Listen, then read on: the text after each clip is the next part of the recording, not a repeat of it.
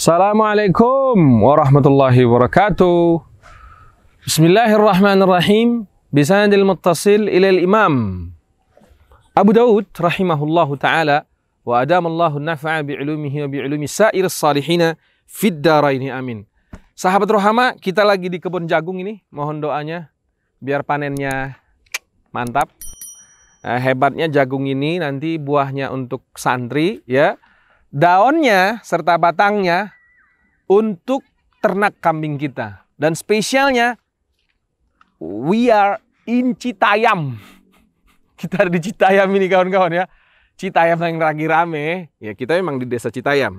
Tapi kita di kebun jagung, Rohama Al-Fajar, dan sedang mengkaji Sunan Abu Daud, hadisnya Rasulullah Sallallahu Alaihi Wasallam. Qala babun fil istinja'i bil ma'. Kita nak belajar bareng bersama kitab Abu Daud ini bab bahwa Nabi SAW pernah istinja dengan air. Wa bihi ilaihi qala haddatsana Wahb bin Baqiyah an Khalidin ya'ni al-Wasiti an Khalidin ya'ni al-Hazza. Wah, ini keren ini ya. Ada seorang rawi namanya Khalid al-Hazza. Hazza ini artinya tukang sol sepatu ya. Dia ini tukang sol sepatu, padahal bukan tukang sol sepatu dia. Ada ulama yang mengatakan, guru saya, dia bilang beliau ini suka duduk bersama tukang sol sepatu karena kerendahan hatinya atau bagaimana. Akhirnya laqab Al-Hazza dipakai untuk mengenal beliau ya. An Atha ibni Abi Maimunah an Anas ibn Malik radhiyallahu anhu ardah, qala anna Rasulullah sallallahu alaihi wasallam dakhala haithan. Wah, ini kebetulan apa gimana ya? Bahwa Nabi SAW satu hari masuk ke kebun, tapi yang jelas bukan kebun jagung, kebun korma kalau waktu itu kali ya. Dakhala haithan, masuk ke kebun. Haithan itu kebun di masa itu, sekarang dipakainya hadiqah ya. Dulu dipakainya haithan ya.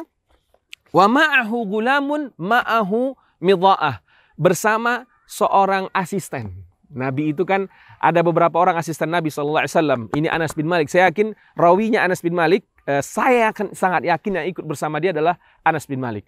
Tapi kawan-kawan yang saya muliakan, ada loh asisten Rasulullah SAW yang beragama Yahudi. Untuk teman-teman yang masih saja menganggap bahwa agama lain itu adalah sesuatu yang harus kita gimana gitu, enggak juga ya. Nabi punya asisten bocah beragama Yahudi. Ngangkatin sendal Nabi, bikinin teh Nabi, dan lain-lain sebagainya. Namun kali ini, rajul, ada seorang asisten laki-laki Rasulullah SAW, anak-anak 17 tahun, 15 tahun, pas persis namanya kita nggak tahu, tapi saya curiga ini Anas bin Malik radhiyallahu anhu radhah. Ma'ahu midha'ah, membawa ember atau jerigen yang isinya air. Wa huwa asgharuna, berarti Anas bin Malik bersama beberapa asisten Rasulullah Sallallahu Alaihi Wasallam ya. Apa katanya? Fawadha'aha 'inda sidrah faqadha hajatah. Ini midha'ah, ini ember ditaruh oleh bocah yang menemani Nabi Sallallahu Alaihi Wasallam ini di sidrah. Sidrah itu boleh diterjemahkan kayu atau batu yang agak tinggi dari tanah di mana tempat Nabi Sallallahu Alaihi Wasallam berdiri. Ngapain sih Nabi masuk ke kebun? Ini akhlak Rasulullah Sallallahu Alaihi Wasallam. Dia ternyata mau buang air kecil. Nah, orang kan sekarang kalau buang air kecil suka sembarangan, tidak boleh ya. Di Nabi kira-kira 100 meter di sono, Nabi jalan masuk ke kebun, karena di kebun penglihatan orang jauh dan lain sebagainya. Disitulah Nabi Sallallahu Alaihi Wasallam buang air kecil. Apa yang diceritakan di sini? Fa kharaja alaina wa qad istanja bil ma'. Sesudah dia selesai, dia kembali menemui kami di luar kebun dan dia istinja menggunakan air. Bab yang kemarin Nabi Sallallahu Alaihi Wasallam mencontohkan istinja dengan air batu. Sekarang Nabi mencontohkan istinja dengan air. Bila kita belajar di fikih, yang paling baik itu istinja dengan batu dulu, kemudian dibasuh dengan air. Ini paling baik. Tapi bila harus memilih di antara salah satu keduanya, maka air yang lebih baik. Dan alhamdulillah kita Indonesia dikasih oleh Allah SWT air yang sangat luar biasa, sehingga mudah bagi kita mengamalkan istinja yang lebih baik. Gitu ya.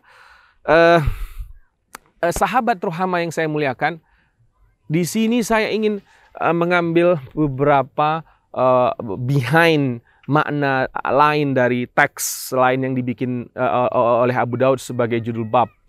Ternyata Nabi kita SAW dekat dengan kebun, ya, dekat dengan kebun. Rohama Al-Fajar, kita kawan-kawan yang saya muliakan ya, ingin sekali agar ya santri lah kita bilang gitu ya, santri kita itu dekat dengan kebun. Maka kita ajak mereka bertani jagung, walau saat ini mungkin saya bilang ya, namanya membantu pekerja utama sambil mereka belajar bagaimana proses menanam jagung, bagaimana perawatan jagung, bagaimana nanti pemupukan jagung, sehingga apa yang terjadi nanti bahwa mereka paham hadis, paham Al-Quran, paham ilmu agama, tapi juga paham bagaimana cara mencari rezeki yang halal dan berkah. Wabillahi taufiq wal hidayah. Mohon maaf atas segala yang salah. Assalamualaikum warahmatullahi wabarakatuh.